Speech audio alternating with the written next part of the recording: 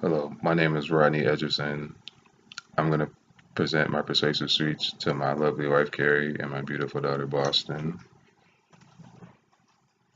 Imagine being asked to work 10 months out of the year, long, strenuous days, and at the end of it, only the people instructing you and the coaches are paid while you're given a scholarship.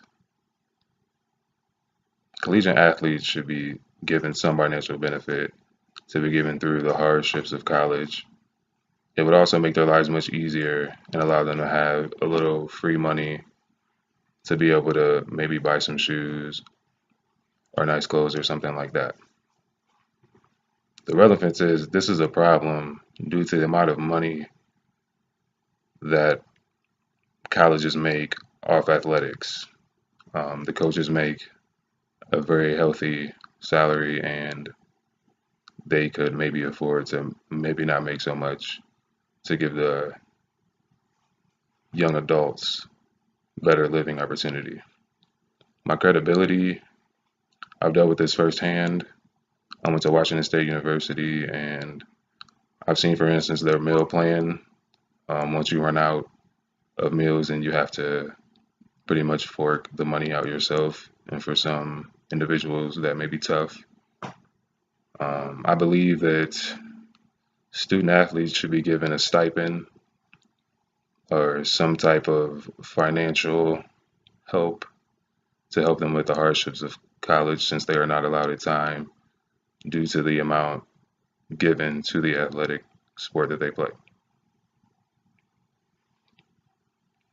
Students on scholarship are given a scholarship, but at the same time, the time given does not allow them to have any type of other opportunity to make wealth because they are confined to working 10 hours a day usually, and then after that, they must do homework, so there's no time for anything else. The solution could be money could be given to students to help them through their hardships. For instance, giving student athletes a small percentage of the coach's salary to help with that. And I have a slide to show exactly how much some of the coaches make.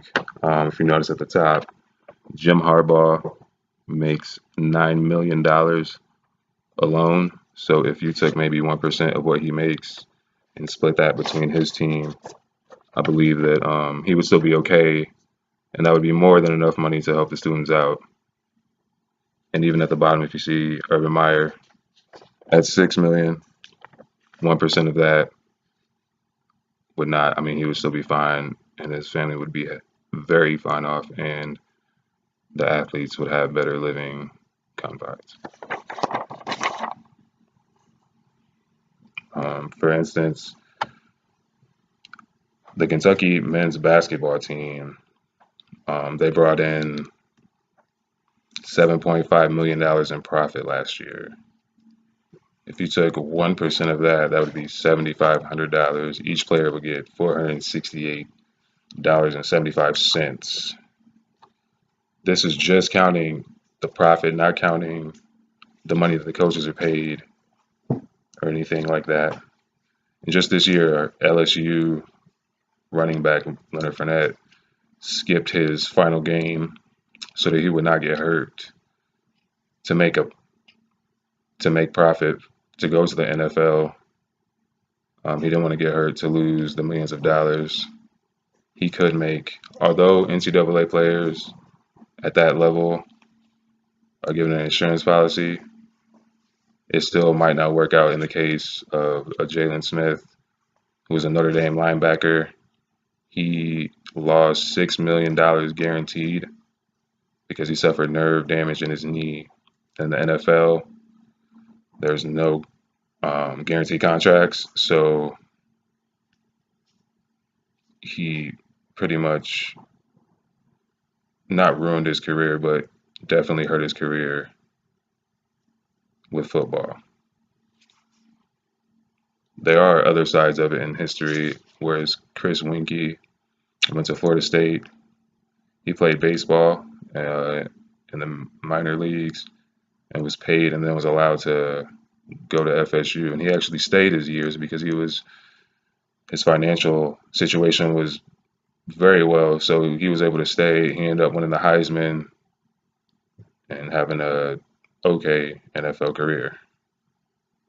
There are teams who do not make as much profit, the smaller schools, who maybe would not be able to give the same luxuries as a big time school in football as in Alabama or Florida State, but with what the coaches make and with conference sharing and the revenue from television, it would still be enough to help that student athlete. It would still be enough to help the student athlete.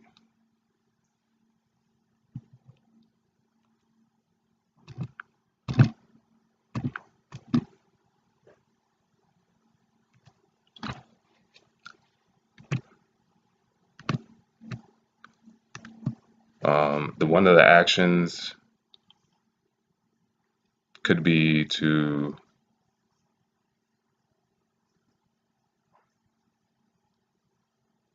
if the university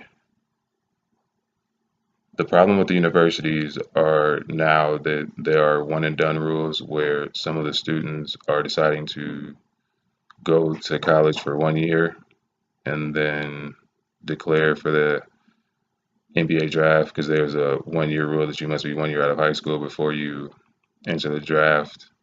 This is definitely not keeping with the student athlete code because they are pretty much going to school for 1 semester, failing everything to get ready for the draft for the second semester with no signs of trying to pass. And I feel like that is definitely not student first. There is negatives to what I am presenting.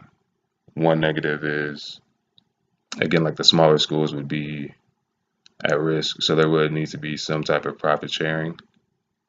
But again, I think with as much money being generated from these sports, that everyone would still be okay, and the student athlete would benefit some as well. For action, I feel like you could write to the NCAA and petition, but the NCAA recently turned down Northwestern. They wanted to become a labor union as like workers would be, and they were turned down. So this is a fighting cause, but it is a tough one. And collegiate athletes should be paid for the jobs that they do, not just scholarship, because that just gives them the opportunity to be successful. They still have to go out and locate a career and find the one for them if their sport does not work out.